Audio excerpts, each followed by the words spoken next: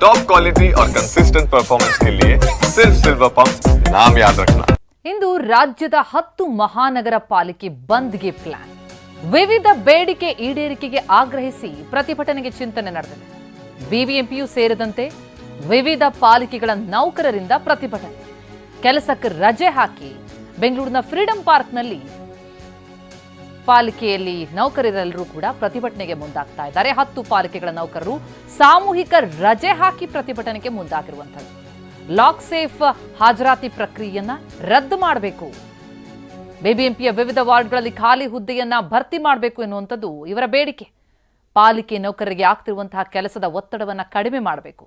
ಅಭಿಯಂತರರು, ಸಹಾಯಕ ಅಭಿಯಂತರರಿಗೆ ಮುಂಬಡ್ತಿ ಕೊಡಬೇಕು, ಪ್ರಮೋಷನ್ ಕೊಡಬೇಕು.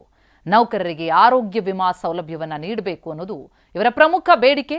ಪಾಲಿಕೆ ನೌಕರರಿಗೆ ಜ್ಯೇಷ್ಠತಾ ಪಟ್ಟಿಯನ್ನ ಅಂತಿಮಗೊಳಿಸೋದು, ಈ ಖಾತಾ ಬದಲು ಹಿಂದೆ ಇದ್ದಂತಹ ಪದ್ಧತಿಯನ್ನ ಜಾರಿಗೊಳಿಸೋದು, ಹೆಲ್ತ್ ಸೂಪರ್ವೈಸರ್ಗಳಿಗೆ ಉದ್ದಿಮೆ ಪರವಾನಗಿ ಕೊಡಬೇಕು, ಕಾನೂನು ಬಾಹಿರವಾದ ಮಾರ್ಷಲ್ಸ್ ಹುದ್ದೆಯನ್ನ ರದ್ದುಗೊಳಿಸಬೇಕು. ಈ ಎಲ್ಲಾ ಬೇಡಿಕೆಗಳನ್ನ ಈಡೇರಿಸುವಂತೆ ಆಗ್ರಹಿಸಿ 10 ಪಾಲಿಕೆಗಳ ನೌಕರರು ಕೆಲಸಕ್ಕೆ ರಜಾ ಹಾಕಿ ಪ್ರತಿಭಟನೆಗೆ ಮುಂದಾಗಿದ್ದಾರೆ.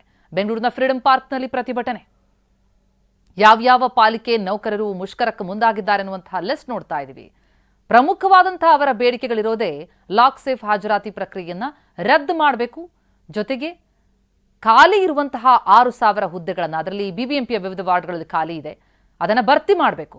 ಪಾಲಿಕೆ ನೌಕರರಿಗೆ ಆಗ್ತಿರುವಂತಹ ಕೆಲಸದ ಒತ್ತಡವನ್ನು ಕಡಿಮೆ ಮಾಡಬೇಕು ಎನ್ನುವಂತಹ ವಿವಿಧ ಬೇಡಿಕೆಗಳ ಈಡೇರಿಕೆಗೆ ಆಗ್ರಹಿಸಿ ಈ ಬೃಹತ್ ಆದಂತಹ ಪ್ರತಿಭಟನೆಗೆ ಪಾಲಿಕೆ ನೌಕರರು ಮುಂದಾಗ್ತಾ ಇದ್ದಾರೆ. ಕೆಲಸಕ್ಕೆ ರಜೆ ಹಾಕಿ ಅಧಿಕಾರಿಗಳು ಮತ್ತು ಸಿಬ್ಬಂದಿ ಧರಣಿಯಲ್ಲಿ ಭಾಗಿಯಾಗ್ತಾ ಇರೋದು. 10 ಪಾಲಿಕೆಯ ನೌಕರರು ಇದರಲ್ಲಿ ಭಾಗಿಯಾಗ್ತಿದ್ದಾರೆ.